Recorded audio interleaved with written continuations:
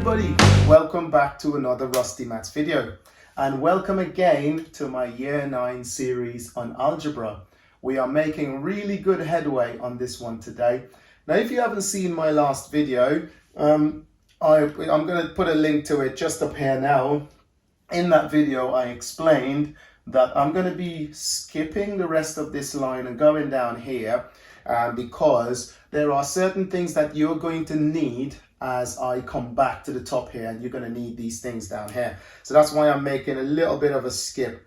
We've just done formulae in that last video. We won't do identities until we have sorted out all this bracket business that we got going on. Anyway, without further ado, we are going into expanding brackets today. Hope you enjoy this one. Follow me along as we go. Before we continue, please don't forget to subscribe to this channel and hit that notification bell so you will know as soon as a new video has landed. Okay, so now you can see I've got some pre-populated questions on brackets. Now we're going to need some prerequisite knowledge for this one. It might mean going back and looking at some videos, but as soon as I talk about them, I will put a link just above my shoulder here for you to go and look at them. So let's have a look at these now. Brackets. Now these are my brackets. Now brackets are like my little jailers. You know, they lock things inside of them and you can't get to those things except you expand the bracket, okay? And the only way to get to the things inside of the brackets is you have to multiply by whatever is outside of the brackets. So here's our first bit of notes. You see this item here? In order to expand the bracket or get rid of those brackets, you need to multiply by everything, and I do mean everything, inside the brackets. So let's make sure that we get that sorted now. So the thing that's outside is not going to always be a number. Sometimes it can be a letter, as you can see down here. But the thing that's outside of the bracket must multiply, and it's always multiply by everything, every single thing inside the bracket. So the first thing we'll do, and I will write this out. You don't have to write it out, but as we get on, you'll find that you will need to write it out later on. So anyway, here we go. So the 2 needs to multiply by the x. So I'm going to write that down, 2 times x. And then plus that same 2 need to multiply by the 5 because it must multiply by everything. So that's going to be 2 times 5. Now, when we multiply those now, this is going to be my final answer. 2 times x, that's just going to be 2x. Now, if this catches you by surprise, click on the pop-out banner up there and have a look at my video on multiplying terms. Really important that you know this topic before we get on here. Anyway, let's carry on. 2 times 5, that gives me 10, and this is finished. Now, we could have skipped out this whole line here and just got straight to the answer. But I really need to show you why we get the answer the way we do. So we multiply, it's always multiply everything in the brackets. All right, let's go again. Now I need to multiply 3 times 2n. So that's going to be 3 times 2n. Again, I don't really need to do this line, but I'm doing it for those people who need to see it. Take away 3 times 6m, okay? And notice I've left the takeaway just in the middle there. All right, good. Let's finish this off. So 3 times 2n will be 6n. And then 3 times 6m is going to be 18m, like that. And this is finished. Notice that we multiply the numbers, they're there, and we keep that m.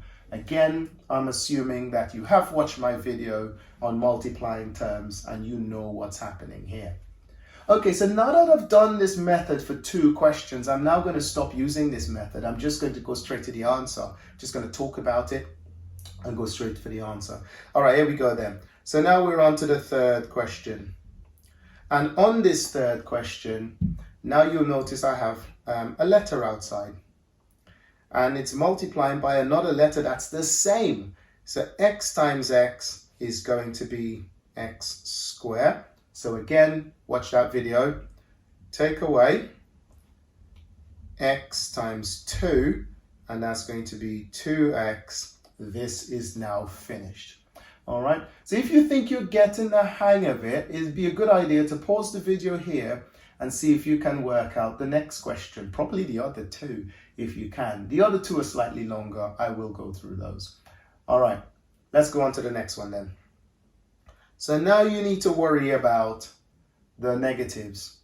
And if you're worried about the negatives before I solve this question, click on the pop-out banner up there and go to my video on negative numbers. And once you finish watching that, you will understand why certain things are about to happen now. Here we go. So v minus v times v is going to be negative v squared or minus v squared, because you're multiplying v times v. Same thing happened with the x's. And now I'm going to multiply a negative v by a negative 5. I'm going to write this one out actually. Yeah, let's write the whole question out on this one, because I need to just make sure we don't miss a beat.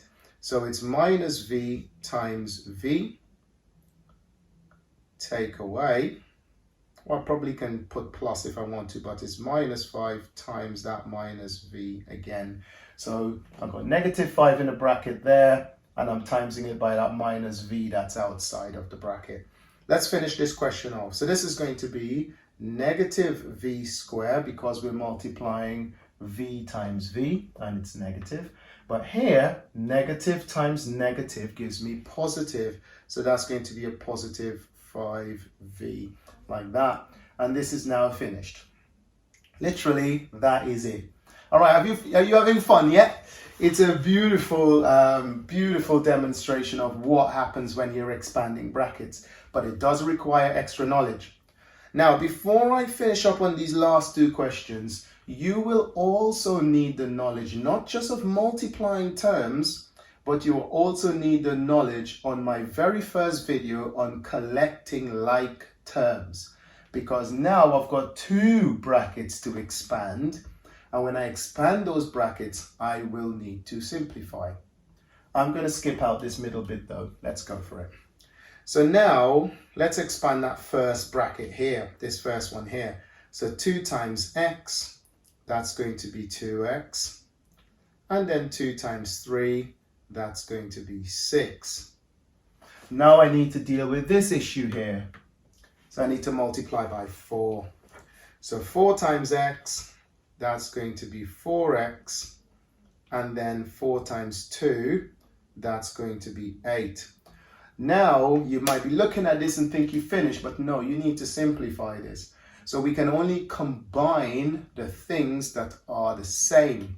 So I've got x's there and x's there. I need to combine those. So 2x plus 4x, that's going to be 6x. I'm just going to highlight those. 2x plus 4x is 6x. And then 6 plus that 8, or pointed in the wrong direction, 6 plus the 8, that's equal to 14. And this is now finished. Now I cannot combine these two because this hasn't got an x. This is now finished right here. Okay, so I hope that was pretty much all right and pretty painless. If it was, pause the video, just go back a little bit and watch it again. Or like I said, check that video out on collecting like terms. All right, let's finish this last one then. Finish this last one and then we're done on this topic. So here we go then. So this one, multiply by 5. So 5 times f, that's 5f. And 5 times 3, that's going to be 15. Notice I put the negative there because of that. Now, this bracket here, you don't see a number outside. A lot of students get really confused when they see that. It's not that bad.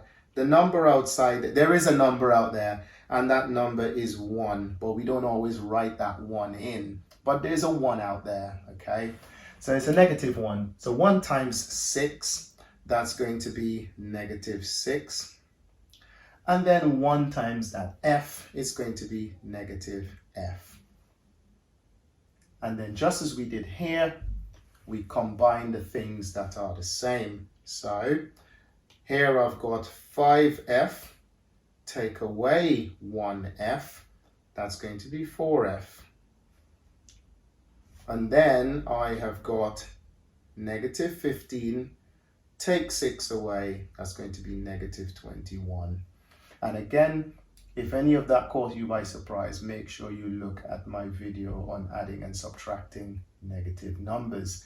But that brings us to the end of this video, guys. I hope that was a really good journey for you. I hope you really got to grips on what happens when you expand brackets. Going back to the top, please remember that when you expand brackets, in order to get rid of those brackets, you must multiply by everything outside of the brackets. Okay?